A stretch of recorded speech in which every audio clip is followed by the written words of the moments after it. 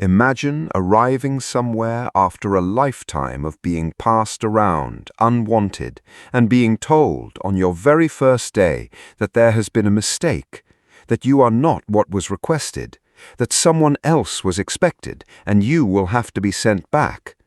Most people would fold under that. Some would harden, and a rare few would simply keep talking, keep noticing the beauty around them, keep insisting that the world is wonderful even while it is telling them they are surplus. There is a novel built entirely around such a person, and it has been loved for more than a century for reasons that are easy to feel and surprisingly hard to explain. That novel is Anne of Green Gables by Lucy Maud Montgomery, a book that became one of the most beloved works of Canadian literature and has been translated into dozens of languages. It follows a talkative, imaginative orphan girl who is sent by mistake to an elderly brother and sister who had asked for a boy to help on their farm, and who slowly transforms everyone and everything around her. Beneath its charm lies a genuinely thoughtful exploration of belonging, imagination, and the way one person's way of seeing can change an entire household. From the start, the book studies imagination as a survival strategy.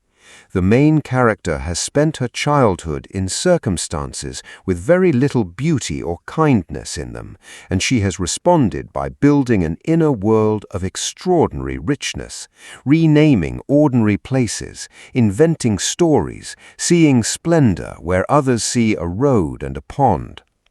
The author is careful to show that this is not mere silliness. It is how a child without external comfort manufactured internal comfort. The story explores how imagination can be a genuine refuge rather than an escape from reality. It invites a reflection worth sitting with. What did you build in your own mind as a child to make an ordinary or difficult world more bearable? The novel also examines what it means to be wanted. The central crisis of the early chapters is not adventure, it is the simple, enormous question of whether the girl will be allowed to stay. The author lets you feel the weight of that uncertainty, the way a child who has never been chosen holds her breath, waiting to learn whether she is, this time, going to be kept. The story examines the profound human need to be selected rather than merely tolerated. It raises a question that lands deeply. Can you remember the feeling of finally being wanted somewhere and what it did to you? A central concern of the book is the way love arrives in undemonstrative people who have no idea how to express it. The elderly brother and sister who take the girl in are not warm by nature. One is silent and shy, the other stern and disapproving, and neither has ever said a tender word aloud. And yet the author shows their love developing anyway, expressed through a dress, a defense, a small, unexplained kindness. The story explores how affection can be entirely real and almost entirely unspoken. It invites you to consider the people in your own life whose love has arrived in actions rather than words, and whether you learnt to read it. The novel also examines how a community absorbs someone who does not fit its expectations. The girl talks too much, feels too intensely, and behaves in ways that scandalize a settled village. And slowly, without ever becoming ordinary, she wins the place over, not by conforming, but by being so wholly herself that the community's definition of acceptable quietly expands. The author explores how one vivid person can widen the imagination of an entire group. The story examines the difference between fitting in and being embraced.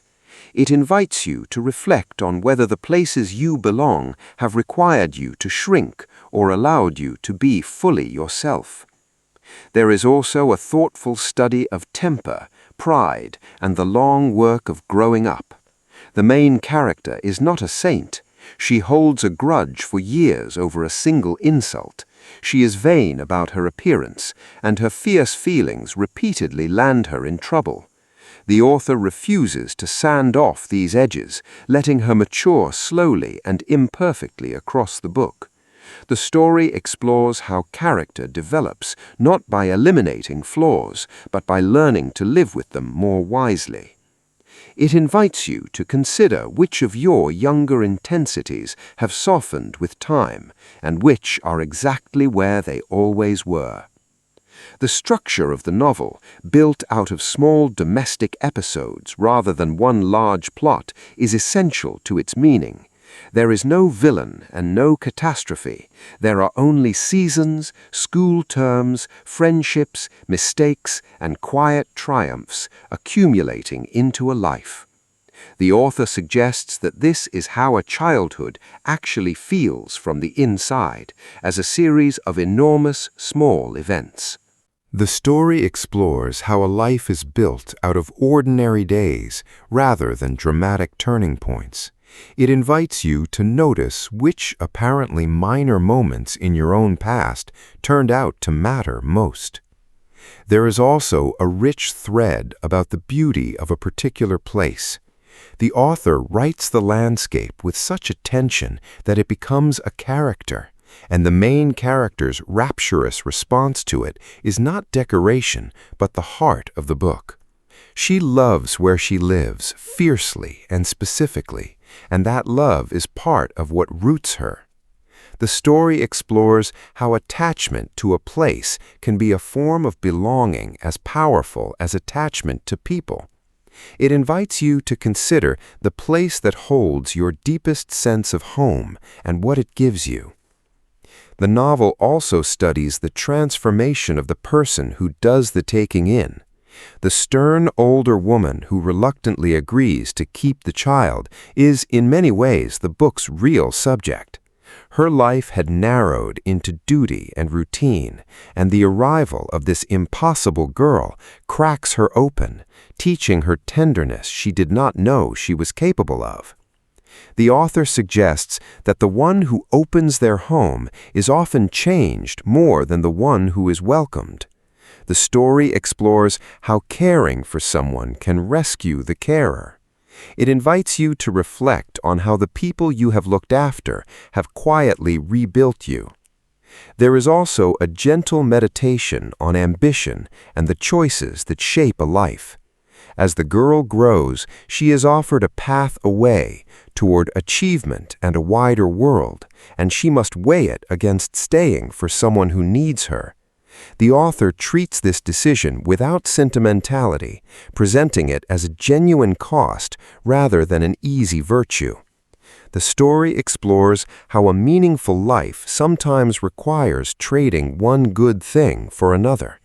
It invites you to consider a moment when you chose a person over a plan and what that choice gave you.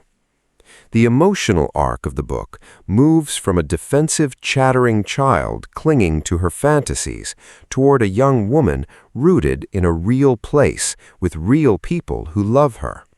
The author suggests that the imagination that once protected her from a cold world eventually becomes the thing that lets her fully inhabit a warm one. The story explores how a survival strategy can mature into a gift.